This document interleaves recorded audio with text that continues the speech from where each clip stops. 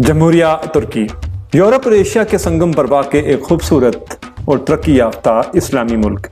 इसका अक्सरियती इलाका मगरबी एशिया में है, जबकि कुछ हिस्सा जनूब मशरकी यूरोप में वाक़ है।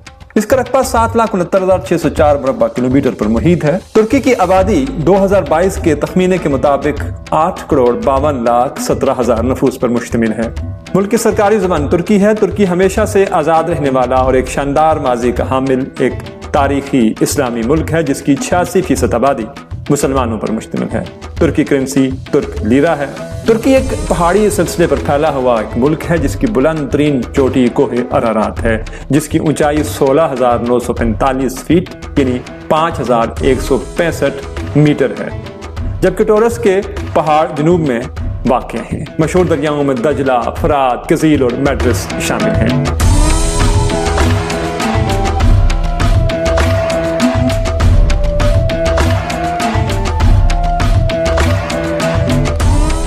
कैपेडोशिया 600 साल के बाद मसीही तारीखी गारों पर मुश्तमिल एक सहर अंगेज इलाका वस्ती तुर्की का एक नीम बंजर, रोमानी और तिलिस्माती खित्ता है, जो अपनी मखसूस परियों की चिमनियों के हवाले से जाना जाता है। यहाँ मूंगफली, गुरेम और दीगर जगह काबिल दीन हैं।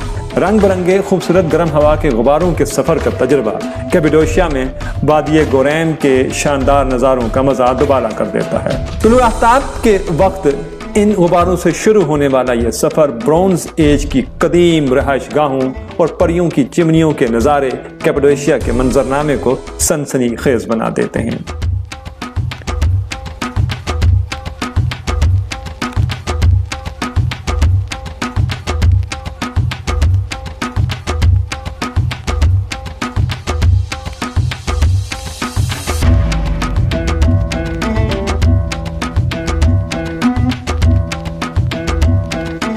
कपाले-कार्शे हर बाज़ोक सयाह किसी नई जगह की सैर के दौरान मुकामी एशिया की खरीदारी करना और तहाइफ खरीदना पसंद करता है।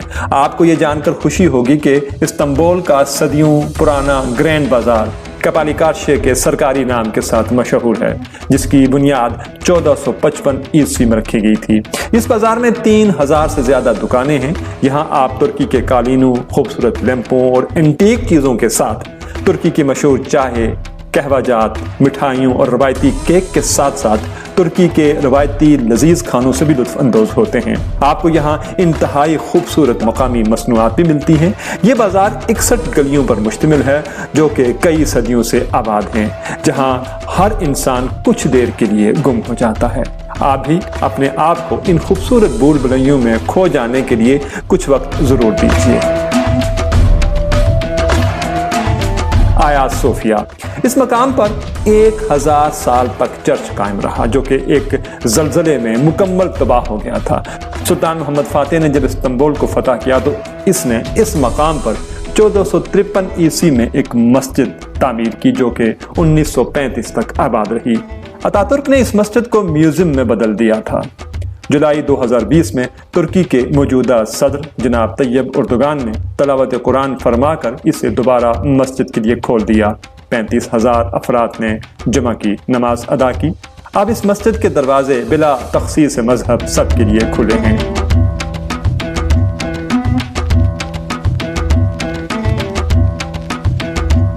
गलाटा टावर तुर्की का गलाटा टावर कुरोन वस्ता का एक मशहूर टावर है।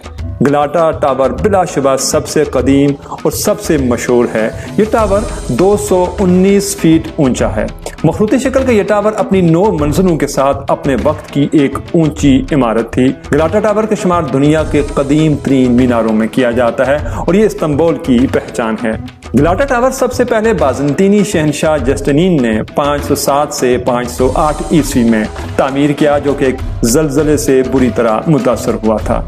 1348 और से 1349 में इसकी दीवारों और इसमें पैदा होने वाले घरों को दोबारा मुरम्मत किया गया था। फतह इस्तांबुल के बाद 29 मई 1453 ईस्वी की सुबह फातेह सुल्तान मोहम्मद को चाबियां देकर गलाटा टावर को उस्मानियों के हवाले कर दिया गया।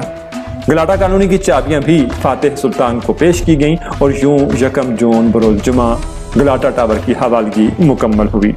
گلاٹا ٹاور کی تاریخی حیثیت اور زلزلوں سے آنے والے نقصانات کی وجہ سے اسے 1500 کی دہائی میں اس وقت کے انجینئر مراد حیر الدین نے موجودہ شکل میں دوبارہ تعمیر کیا۔ بلو ماسک استنبول کی ایک تاریخی مسجد ہے۔ اس مسجد کو اس کے اندرونی حصے کی دیواروں کی نیلی ٹائلوں کی وجہ سے بلو ماسک کا نام دیا جاتا ہے۔ یہ ترک شہنشاہ سلطان احمد اول کے دور حکومت میں 1609 سے 1616 عیسوی تک تعمیر کی گئی۔ اس مسجد میں ایک مقبرہ، مدرسہ اور ایک ہسپتال بھی قائم ہے۔ سلطان احمد مسجد آج بھی بطور مسجد آباد ہے۔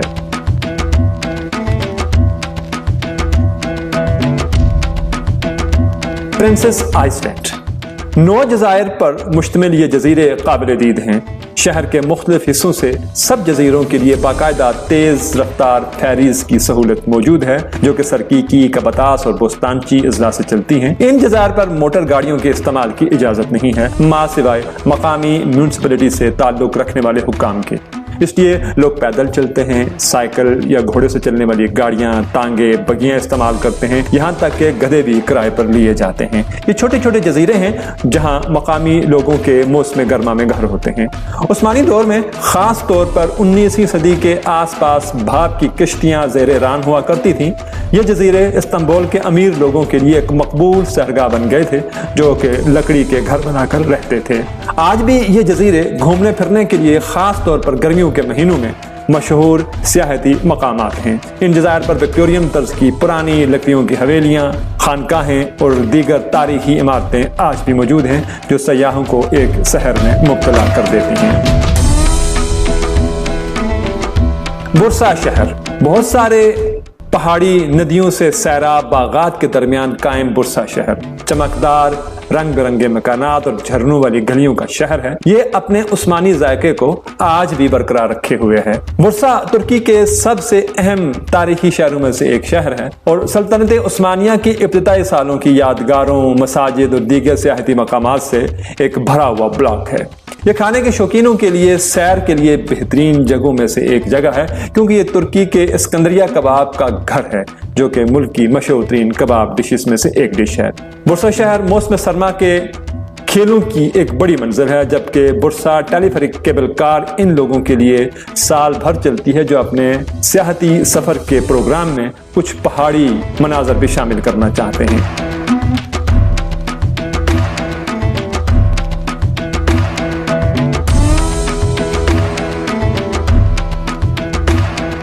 ترکی کا ٹرانسپورٹ سسٹم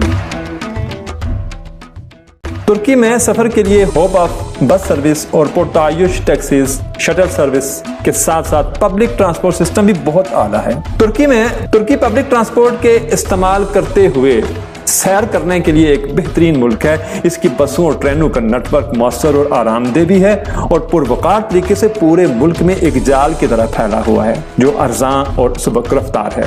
ترکی کا ٹرانسپورٹ سسٹم ایک تنہا مسافر خاتون کے لیے انتہائی محفوظ اور باوقار بھی ہے۔ ہمارے وطن عزیز پاکستان میں میٹرو بس سروس بھی ترکی کے ٹرانسپورٹ سسٹم کی ایک خوبصورت مثال ہے۔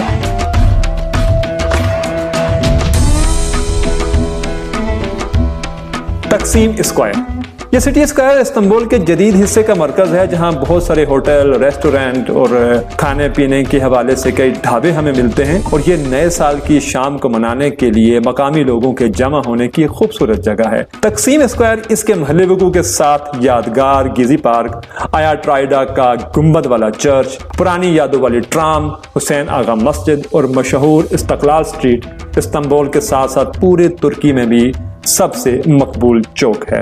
تقسیم اسکوائر کے ارد گرد چہل قدمی کرنا، ملٹی کلچر ہجوم کو دیکھنا، استقلال سٹریٹ سے گزرنا اور جاندار ماحول سے لطف اندوزنا ایک یادگار مشغلہ ہوتا ہے۔